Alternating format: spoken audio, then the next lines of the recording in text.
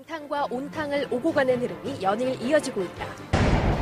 유로존 위기란 트라우마에 빠진 글로벌 증시. 아직 바닥에 대한 확신이 어려운 상황에서 3분기 어닝 시즌에 막이 올랐는데 탄탄한 실적만이 위기를 피해갈 수 있는 열쇠. 본격화된 어닝 시즌, 우려에서 기대로 주가를 반전시킬 하반기 깜짝 실적의 주인공은?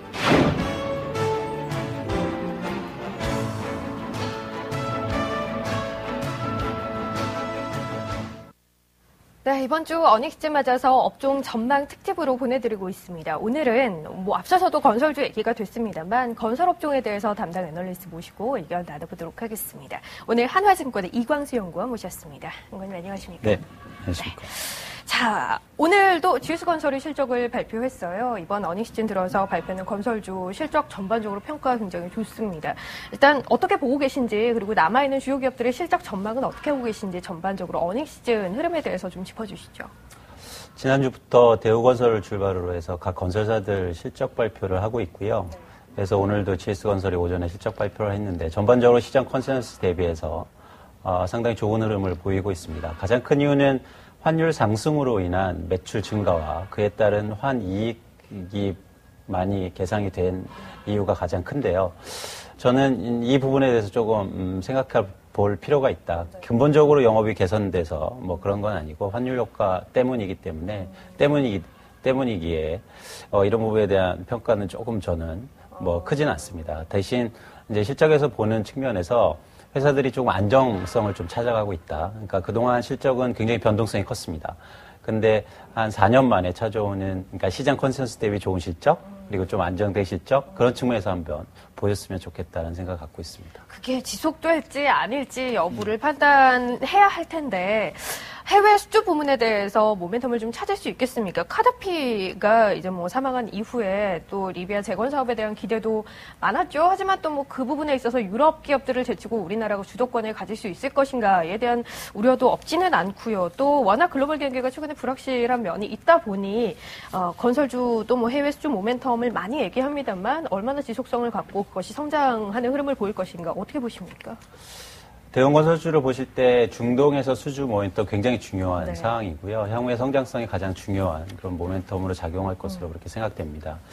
이 시장을 볼 때 한 세 가지 정도 이제 관점에서 보실 필요가 있는데요. 첫 번째는 중동 지역이 최근에 가장 안전한 지역이라는 거죠. 그건 정치적으로 안전한 게 아니고 경제적으로. 왜냐하면 고유가가 계속 유지됐기 때문에 이런 나라들이 그동안 축적된 그런 재산들이 굉장히 많아졌다는 겁니다. 두 번째는 기본적으로 이런 나라들이 계속 그 건설에 대한 투자의 필요성을 느끼고 있다는 거죠. 직접적으로 수출 플랜트뿐만 아니라 인프라 관련된 투자가 지속될 것으로 보입니다.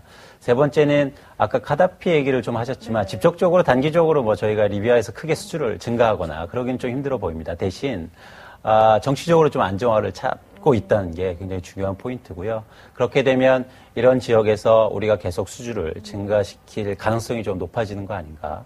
그리고 상대적으로 가장 안전한 지역이기 때문에 말씀드렸듯이 돈이 많은 지역이기 때문에 한국의 기업들 계속 수주에 그 성장세를 이어가지 않을까 생각을 좀 하고 있습니다. 그렇기 때문에 저희가 해외 수주의 강점을 갖고 있는 건설주들에 대해서는 꾸준히 좋다 얘기를 많이 합니다. 하지만 업종 전반으로 뷰를 확산시키지 못하는 건 역시 국내 주택 경기가 아직은 좀 얼어붙어 있다라는 부분 때문일 텐데 최근 동향이 어떻습니까?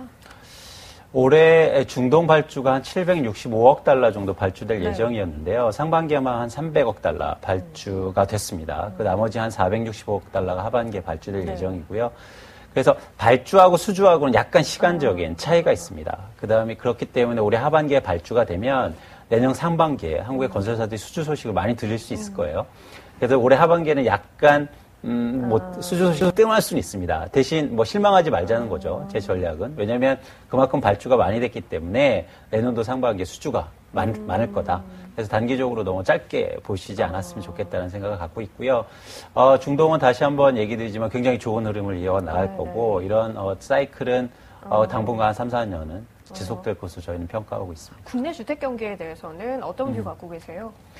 제 생각은 국내 주택 굉장히 나빴었죠. 한 4년간 나빴는데 이제는 바닥은 좀 탈출한 거 아닌가 그런 생각을 갖고 있습니다. 최근에 거래량이 다시 회복되고 있고 가격도 속은 다시 회복되고 있는 상황입니다. 그리고 가장 중요한 건 미분양 아파트가 계속 감소하고 있습니다. 2008년도에 16만 5천 가구의 미분양 아파트가 지금은 거의 7만 가구 밑으로 더 떨어져 있는 상황이기 때문에 62% 이상이 줄었습니다.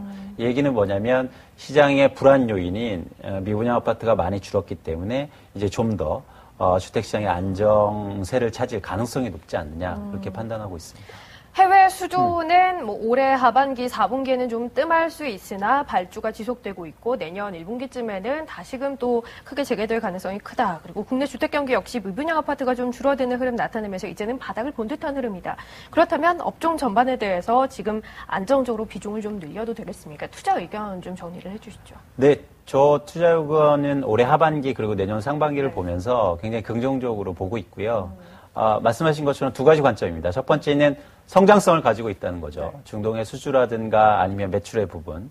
그리고 두 번째는 리스크가 회복되고 있다는 겁니다. 주택사업이 바닥을 치고 올라오기 때문에 조금씩 개선하는 모습이 가능하다. 그런 측면에서는 건설업종을 좀 의미 있게 보실 국면이 아닌가 그런 생각을 좀 하고 있습니다. 비중을 확대한다는 전제하에 어떤 종목을 중심으로 보십니까? 제 토픽은 말씀드린 것처럼 해외하고 주택을 골고루 했으면 좋겠고요. 네네. 뭐 일방적으로 해외 쪽만 하면 사실은 치우칠 수 있으니까. 그래서 두 가지 그런 관점에서 종목을 보였으면 좋겠고 그런 측면에서는 일단 탑픽으로는 현대건설을 좀 잡고 있습니다. 그 다음에 GS건설 대림산업 이런 중목그룹을 좀 압축해서 투자하시면 좋으실 것 같습니다.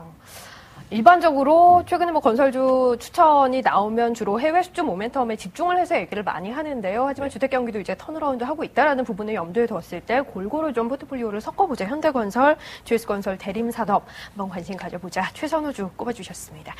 자, 알겠습니다. 오늘은 건설업종에 대해서 전반적인 부분들, 현재 상황 어떤지 또 어떤 종목 괜찮은지 앞으로의 전망까지 짚어봤습니다. 오늘 이 시간은 한화증권의 이광수 연구원 모시고 얘기 나눠봤습니다. 고맙습니다. 감사합니다. 네.